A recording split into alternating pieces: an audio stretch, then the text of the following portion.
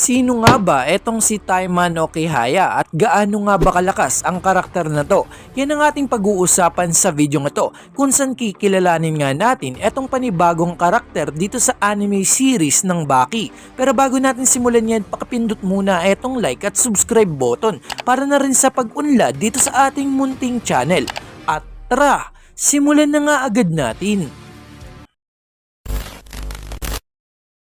So kikilalanin na nga natin kung sino nga ba etong si Taiman Okihaya.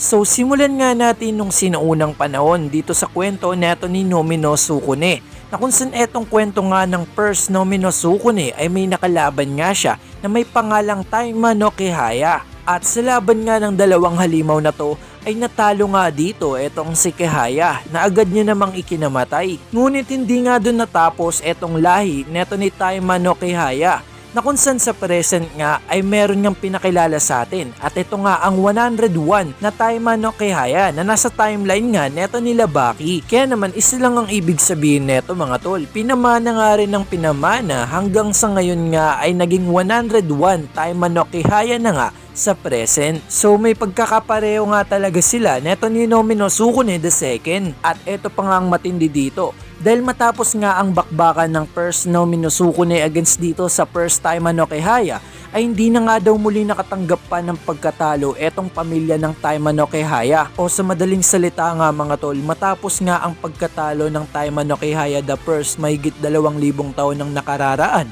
ay di na nga muli nakatanggap ng pagkatalo etong pamilya niya. So ibig sabihin lang mga tol, dahil nga pang 101 Taiman Okihaya siya, ang nakaraan mang mga nagmana ng Taiman Okihaya o sabihin na nating 100 kasama siya ay hindi nga natalo. So ngayon nga kilala na natin etong si Taiman Okihaya ay tumungo naman tayo kung gaano naman siya kalakas. So ang fighting style nga neto ni Taiman Okihaya ay ancient sumo tulad nga ni Nomi no Sukune. At ang abilidad naman neto ni Taiman Okihaya ay sobrang bilis at sobrang lakas nga neto sumipa. At meron ngang pagkakataon na kung saan may napansin nga siya sa isang napakalaking bato at meron nga itong poison.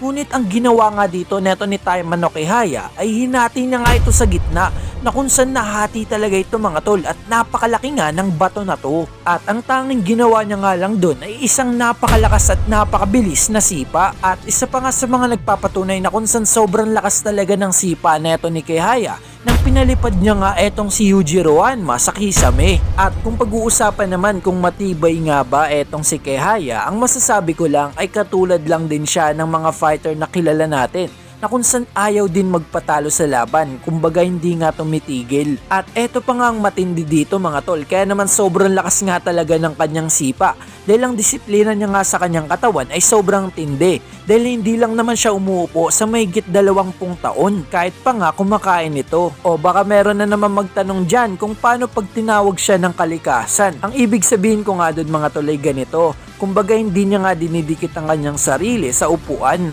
kumbaga pinapamukha niya lang na nakaupo siya pero hindi talaga siya nakaupo. At ang kanyang personalidad naman mga tol ay isa nga siyang kalmadong tao at malakas nga rin ito kumain. At etong huling personalidad niya, ito ang masasabi kong dahilan kung bakit wala siyang talo. Ito nga'y dahil pinagsasama niya nga etong tapang at etong realidad, na kung saan kapag alam niyang diyado siya ay umaatras na nga agad siya. At yan nga'y malalaman nyo dito sa ating next upload, dahil ang next upload nga natin etong una niyang laban dito kay Yujiro Hanma, ang Ogre. Dahil ang 2 next upload nga natin mga tol ay ang laban nga neto ni Kihaya, ang una kay Yujiro at ang pangalawa naman dito kay Doppo Orochi.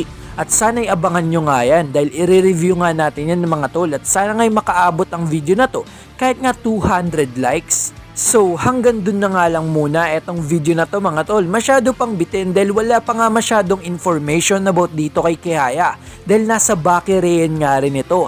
Kaya nga abang lang tayo mga tol, dahil late nga rin siya in-introduce dito sa God of Sumo arc, kaya naman malaki nga ang tsansa na meron pang character development etong mangyayari sa Baki Reian. So hanggang dun na nga lang ito mga tol, at syempre bago tayo magtapos ay shoutout muna sa kanila. Maraming salamat sa panonood at pagsuporta dito sa ating munting channel mga tol. Sobrang na-appreciate ko kayo at nalalapit na nga tayo dito sa Baki Reian arc, kaya naman onting abang na lang mga tol dahil malapit na natin ilabas yan. So hanggang dito na nga lang to, maraming salamat sa panonood, peace out.